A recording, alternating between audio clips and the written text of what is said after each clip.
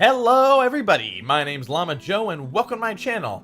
Alright, we are back with the letter. This will probably be my last recording for the night, and then I'm going to do a bunch of recordings in the morning. So, here we go. I ignore all of it in the same way I've assumed I won't ever encounter that douche again. Next day. Cool. The brief lull the past 2 days has offered is nice while it lasted. Or as nice as it can get with the worries of Isabella's whereabouts creeping up to me every now and then. She hasn't showed up after the last talk we had in the hallway, and the dinner I brought her had since been given to a different neighbor before it spoils. By all means, this shouldn't be anything to lose sleep over. She's gone on work trips before, usually for a day or two. This might simply be one of those. Although it's often with the message saying exactly where. But it's the down note she has ended on her last chat with that Nose. Like an ugly premonition. And as expected, just as things start to settle and a steady rhythm finally worms its way back to my routine, Thursday morning brings further disturbance to the now calm waters. With little ceremony though, still enough to ripple through everything. In retrospect, I really should have seen this coming. Luxbourne is a small city, relatively speaking. Compared to, say, London or Glasgow, it's nothing but a tiny mass of land boasting a mere population of 68,000. But those numbers alone are nothing to scoff at when standing in a busy street. But if you pay close enough attention, faces taking the crosswalk or riding the subway will soon grow familiar. How unfortunate that out of that number it has to be Teo fucking Luke I encounter more than once. Oh, you know, a few problems popping up here and there that the agents failed to tell us somehow. Nothing a few hired hands can't fix, of course. I would have preferred a place near the city and something that's new to save us all the trouble, but darling wife insisted. Who am I to say no? Are you kidding me? His smoke head is the first thing I see upon turning into the hall, in spite of the small crowd of parents and students gathered at the corridor for the primary's career day. It's not that he stands out, he's pretty unremarkable at first glance, frankly. However, it's his countenance that draws people's eyes to him. The manner he carries with himself, with all the confidence in the world, his mere presence dwarfing everything around him. I'm willing to make a bet he's also enjoying the attention it garners him, especially the ones coming from the women. What an ass. A single glance at him and I know immediately that one way or another, if we ever bump into each other again, my day will effectively be ruined in some capacity. He also exudes that air. The sort that makes you want to run him over with a lorry and pass it off as an unfortunate accident. With him, it's either you want to punch him or let yourself be charmed. There's no in between. I'll gladly do the honor of the former myself, but alas, there are people around us. Now I'm stuck with having to face one of the two. I shouldn't have volunteered. At the time, helping out sounded like a good idea. Also, does that woman have... You can't see it, like, where I'm pointing at, but... The woman that closest to the lockers on the right side, does she have a tail? Are we just gonna skip past the fact that she has a tail? She's a fox woman now? Alright, that's cool, I guess.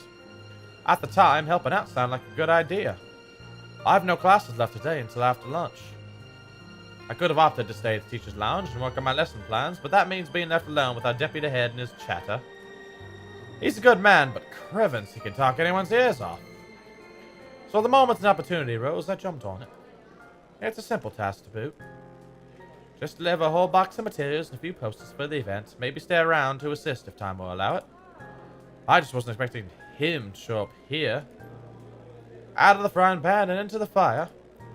Had I known, I would have stayed and suffered through our deputy's impromptu speeches about his life crisis instead. But what's done is done. Going back is also out of the question. With how unexpectedly heavy the load I'm carrying is, I'd hate to lug this trip back just because my pride can't take another second of interaction with the guy. He's insufferable, alright, but I've had my fair share of dealings with teens of more or less the same temperament, all considerably younger than him, and they listened. If he wants to be difficult like last time, so be it, but he can bet his sorry English ass I'm not standing down. Left for door of the choice, I braced myself and, sucking a breath, mustering every bit of patience I have as I step into the hall. My grip on the box tightens when I pull it closer to me and attempt to assume a low-key air as I amble towards the room. The box is not big enough to hide my face, even with the stuff piled on top, but if all else fails, I can just hit him with it. Still, a small prayer forms in my head. If there's even one listening out there, please grant me enough restraint. Better yet, I hope it doesn't notice me at all. That'll definitely make my life easier. Seriously, how hard can it be? He's standing a few ways from the door, and there are plenty of people between us to use for cover. If I'm careful, I could just go in, hand in the stupid box to whoever's in charge, forget every plan of staying longer than necessary, and step out as soon as I can. Easy as pie. But as luck would have it, the exact moment I reach the room's threshold, someone bears towards me. She latches onto my waist before topping the sudden commotion with a gleeful squeal. I knew it's you! The force of it nearly throws me off balance, sending the items stacked atop the box tilting dangerously to the sides. With the child's added weight to my waist, pinning me on the spot and both my hands occupied, watching is the only thing I'm able to do. The short seconds in between slows as everything gradually slides off the box's small surface. Under different circumstances, this would have made for a funny story some other time. Comical, even. Until another set of hands reaches out and steadies the posters, threatening to take a nosedive right to the floor. Careful now, Daisy. Don't make a mess here. I don't get why sometimes they have voices and other times they don't. My entire body freezes. Upon hearing his voice alone, an irrational impulse to hit him immediately bubbles up. But before my limbs can catch up with what my brain is currently screaming at me, he moves to take the burden off my arms. The irritation gives way to surprise and confusion. It is in that moment when instinct finally kicks in and I tug the box close to me before he can fully lift it off. What are you doing? What does it look like? You're surprisingly slow on the uptake for someone of your profession, aren't you? Bloody, doesn't this school have people for this kind of work? So much for being a center of academic excellence. I'm going to ignore that slight to my alma mater and my work, because that's not what I'm trying to get at. You know what? Why don't we just rephrase that to something you'll easily understand? Why exactly are you doing this? Well, you look like you could use a bit of help. Have you seen your face while you were heaving this around? Mister, I'm pretty sure if there's ever a look on my face, it's entirely because I saw something extremely unpleasant this morning. Aren't you a ball of sunshine today, Daisy? Having a bad day, aren't we? Oh, you have no idea. I'd put it away if I were you. You might scare the children. You don't have to worry about that. This isn't my department. I was just asked to bring these. Anyway, I can handle this myself, mister. The room's just right over there. Behind you, in fact. Now, if you could please move over and make way, it would do the whole world some good. Yikes, Becca is a fierce. Keep my voice level throughout. It's a miracle in of itself, but regardless of how polite my request is, he doesn't budge. Did what I've just said merely flew over his head? Were my choice of words really that difficult to comprehend? Surely it shouldn't be that hard. I think he might be a little touched in the head. I'd like to ask him that, actually, but Kylie chooses that instant to pipe in. Don't worry, Miss Pink. Teo's strong. You can leave this to him. Kylie, the more and more you speak, the less I like you. My papa does it lots of times, but I'm not allowed to talk about it to anyone. Teo says it's Confidential, Munchkin. What? That's right. Teo's smart, isn't he, Miss Pink? That sounds super shady. I'm still of the opinion that he's a piece of shite, but I must admit his goddaughter's excitement is contagious as always. A smile makes its way to my lips. She has yet to budge from her place, though, to be honest. I'm starting to lose some feeling on my stomach with how tightly she's wound her arms around it. I'm sure he is, Kylie. But I'm also sure he'll find better use for it elsewhere. Like helping you out. Oh, well, that's one thing, but You heard the kid. no one's asking you. Oh, you wound me, woman. And I'm quite certain I can do more damage than that. Ooh. Shall we give it a try? Again? Oh.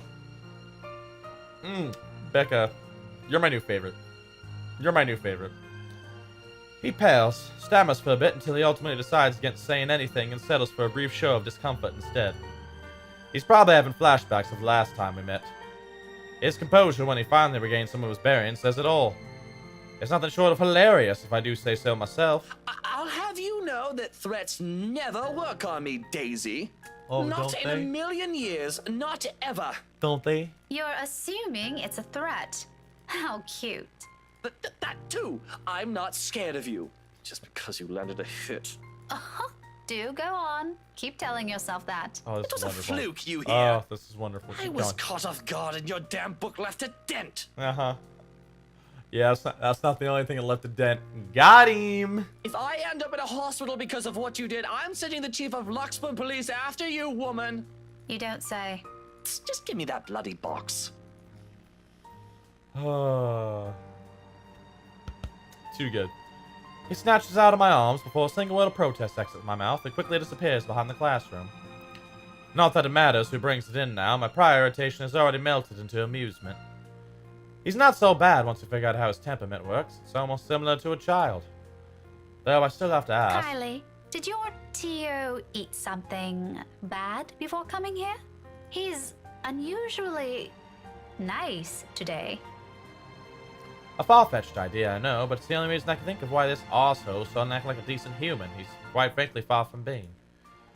First and foremost, we didn't end our last meeting on a good note. If I were him, I'd avoid the very person who put a dent on his skull, as he so aptly put it. Why, he's acting friendly 2 days later? He always is. But I made him promise to be extra nice to you since you helped me so much. I think you're gonna be great friends. Sure. I quickly stop on the urge to groan loudly or gag at that.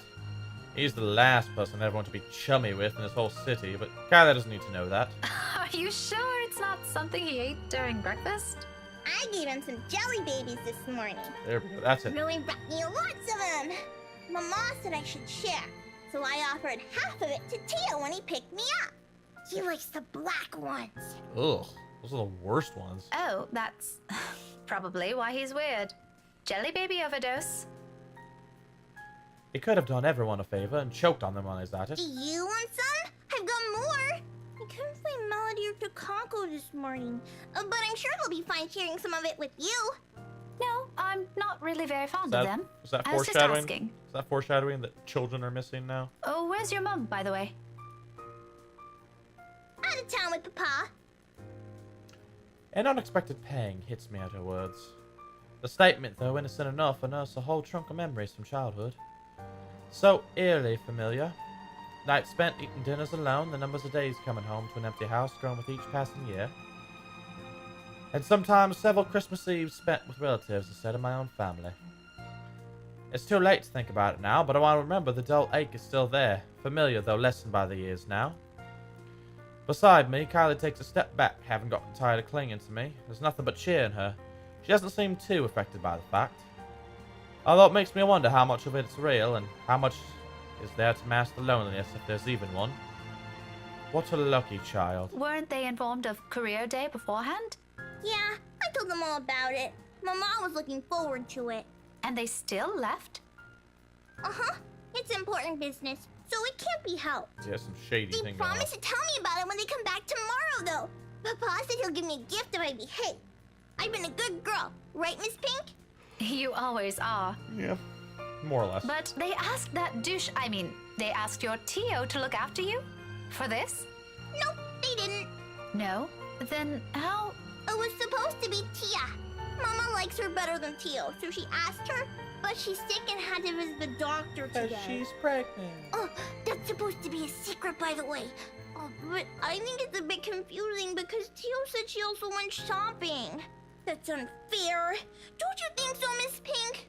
Mama doesn't allow me to go out when I'm sick. It's still okay, though, since Tio always buys me sweets before we go home. I'm gonna ask for a parfait today. Extra large. Don't tell Takako, okay? Listening to her like this, it's easy to get a picture of where Kylie's fondness for the guy comes from. She's far from a demanding child unless you made a promise of some sort. She never forgets those. She'll make friends with anyone wherever she is. Buy a few things and voila, you're settled. No wonder she's so attached to the man. The douche probably showers her with gifts whenever he can. I can't say if the sentiment's the same for the latter, however. He doesn't seem the type, and probably just does it for the sake of getting some peace and quiet whenever he's with the girl. Classic techniques. But before that, I'm gonna show him to everyone first. It's gonna be great! No one else has a gazillionaire fairy godfather. You're not wrong there. Also, when I grow up, I'm gonna be exactly like him and marry someone really handsome. Like Tia did. That way, I can be awesome too. There's some sort of misguided logic in there that I'd like to correct. But before I can say my piece, douchebag steps in, fresh out of the commotion from the classroom behind us, and plows into the conversation with every subtlety a wrecking ball has. No shite given, despite no one asking for his opinion. Munchkin, sweetie, trust me. You don't have to marry someone for that to happen. I don't? Just do your thing, darling. I'm quite sure you can do great things on your own without lugging around an extra baggage with you. Tia married you. Oh god. Oh, yikes. Oh, you got burned by a child, bro. What you gonna do? Kylie drops the statement without any sort of preface, and the moment it lands, the douche fan's still grappling with the conversation. Yeah, well, that's true, Munchkin, technically. But it's not the same thing. A small frown creases the girl's eyebrows. She tries to comprehend Tia's rather vague explanation. It's not surprising either, when Luke tenses under the child's questioning gaze. It's familiar. I've seen the same look a great deal of times before, on Ashton whenever he's trying to say something he can't quite phrase. Another second passes before the douche moves, kneeling in front of Kylie and placing both his hands on either sides of her shoulder. Kind is the last word I'll ever use to describe the man, but in this minute there's a smile on his face I can't place. Tender by all means for someone as obnoxious as him. It's a curious thing to see, if not a bit odd. Listen here, sweetie. Tia was already a great person before she met me. She is? But I don't see her doing anything. She's always at home. Not always, Munchkin. Did you know she's really good at numbers? You're good with them too. You helped me with my homework once. Well, Tia's much, much better than me. She used to do maths with big numbers. Oh, like millions? No, gazillions. And she's really, really good at it. So much so that her dad let her manage anything that had to do with it. That was even before she met me, too. Does that mean she's better than you? Oh, leagues, Munchkin. Way, way better than I'll ever be. For some reason, I don't think he's still talking about his wife's mathematical prowess as his voice trails off. In fact, if I've not been paying close attention, I wouldn't have noticed the change in him. A slight shift in his smile from one that's tender to something wistful, like remembering a memory he has always been fond of but has often kept to himself. And at the fleeting glance of it, a tiny, insignificant part of the world, somehow our social shifts. No! I know what you're trying to do. You're trying to make him personable and likable, and it's not gonna work on me. I'm not gonna like Luke. I still hate him. Opinions changing, impressions moving. You know what? Why don't you ask Tia next time you have homework, Okay, next time I'll ask her to help out. See? No need to marry a good-for-nothing bloke.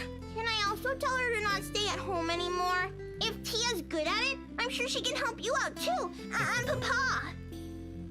He computes a lot of numbers too. Tia can help him.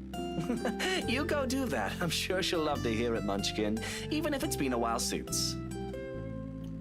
Another silence from him, and without missing a beat, he turns Kylie around, lightly pats her shoulder, in a gesture to end the conversation right here and there.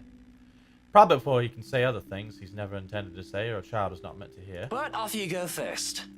I think I saw your friend run off to the other classroom. The one with the pigtails? Go say hi to her. You still have those jelly babies to give her, yes? All right. But wait for me, okay? I've got loads more to show you. They put up my drawing on the bulletin the other day. I'm gonna take you there later. I'll be back. She soon disappears behind the small crowd, none the wiser to the sudden change in mood around her. Luke straightens as soon as she's gone. The expression on his face grows less kind now that there's no one to reassure. Despite that, a chuckle still escapes me. His head quickly snaps at me, an accusing glare clear in his eyes. Although it's less threatening now, considering what I've witnessed earlier. Funny how one's person's impressions of someone can easily change with that minute detail. Why are you laughing like that? Don't mind me. I just saw something surprising today. Don't let it bother you. You know, putting it like that won't make me any less inclined to ask.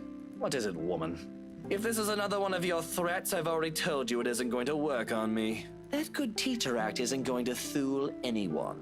What makes you think it has to do with you? I could have just remembered something funny. Not everything in this world revolves around you, mister. I am not daft, Daisy. It's on your face for all the world to see. Now, say it so we can be done with this stupid talk. I let out another laugh. More to delay than to express any sort of amusement over the matter. In truth, I don't know where to start. One wrong move, one wrong word, and I might offend the man. He's child enough for that, even if what I'm about to say are just mere honest observations. Sure. Becca's a nice person.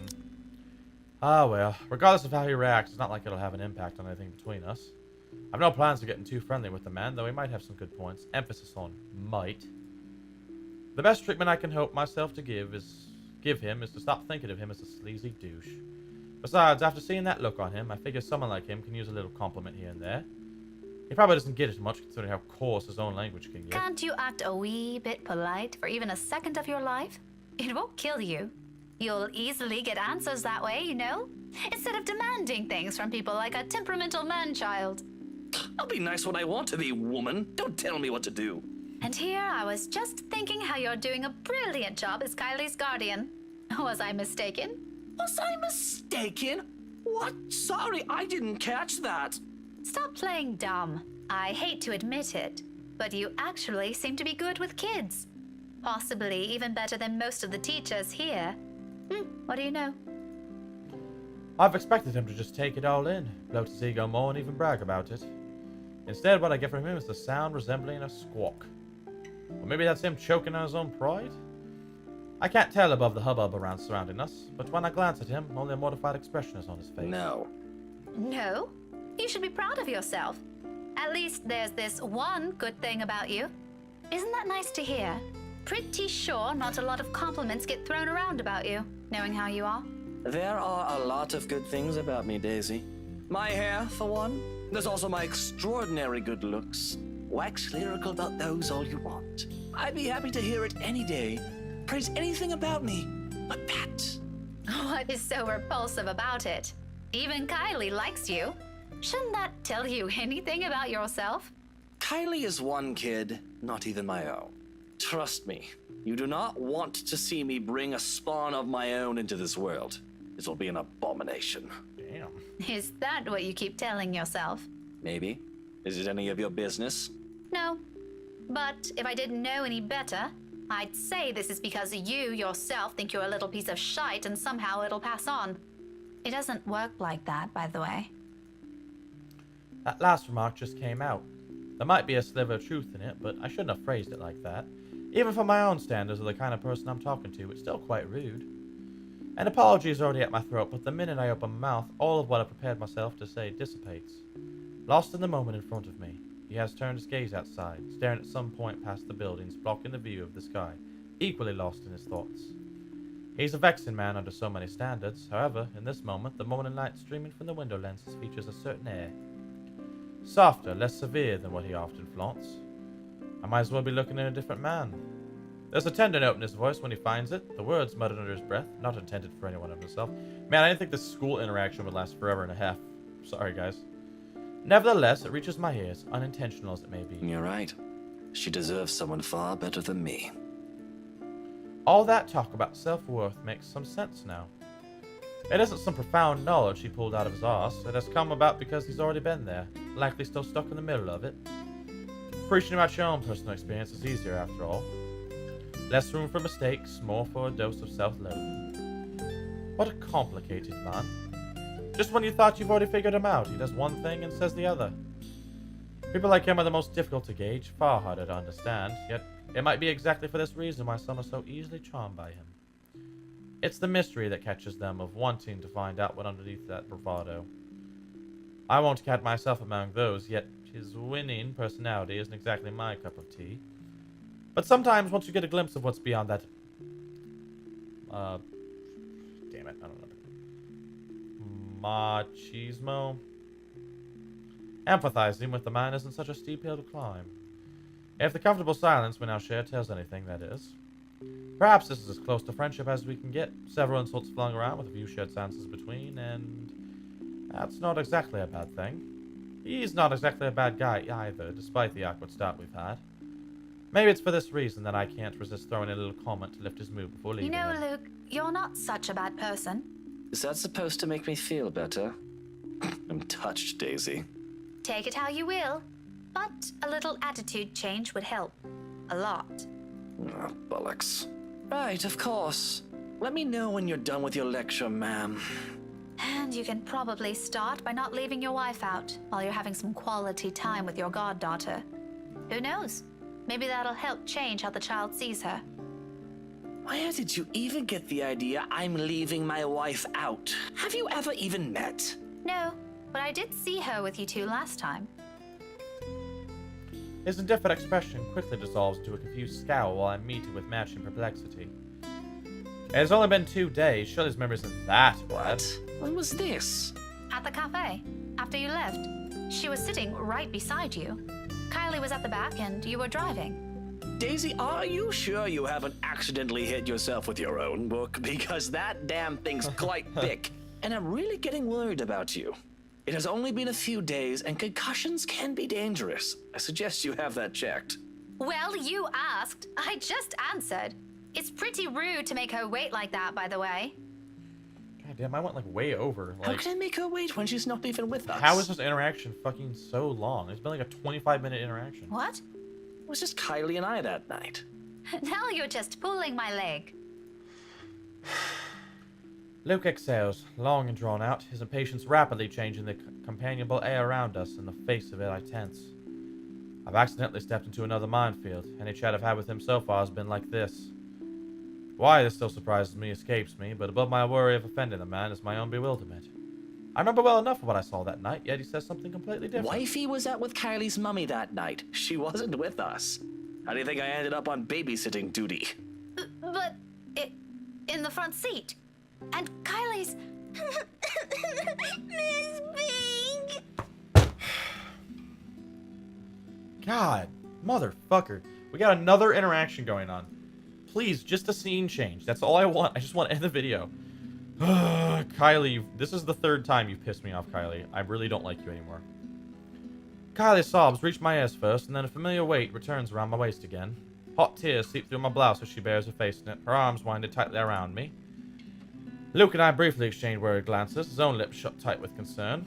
The cries are soft enough not to attract much attention. Most of the visitors have been ushered inside the rooms by now anyway.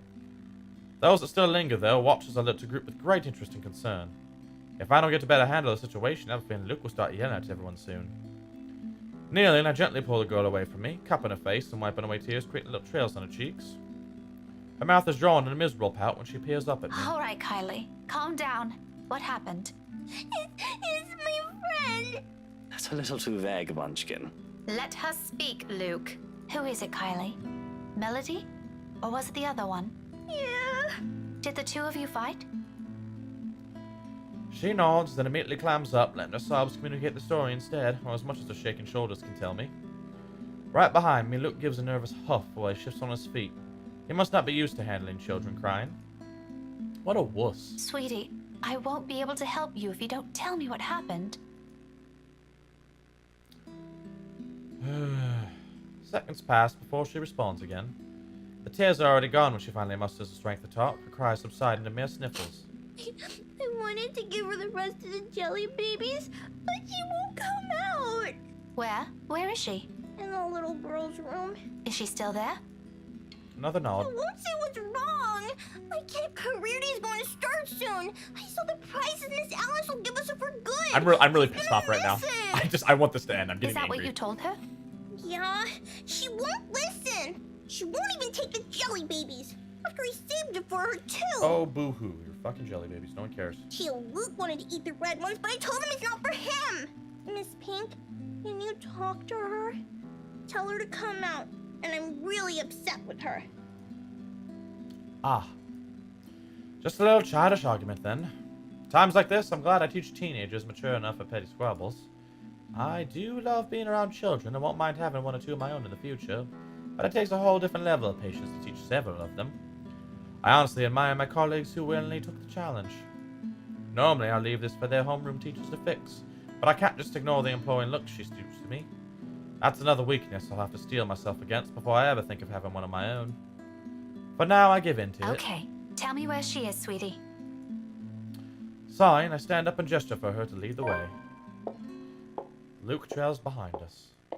Even with the small distance in between, his apprehension is palpable, understandably so. No one wants to be caught in the middle of a children's spot. But in the end, this is all just a part of my job. I can't just shy away from it, can I? Thank Christ. My God. Okay, so apparently I had something on here. That was a 30-minute interaction. That is ridiculous. While lining up to buy dinner, Rebecca saw Kylie Suarez was a suspicious man, assuming it was a kidnapping. Rebecca liked to take the matters in her own hands, only to find out the man was the girl's godfather. Luke Wright, and embarrassed Rebecca apologized to her afterwards. Rebecca found Isabella going through several papers inside the apartment. When the former asked why she didn't come home the other night, the later confessed that she saw the ghost once again. Before leaving, Isabella assured her friend that she didn't find a way out of this mess. Cool.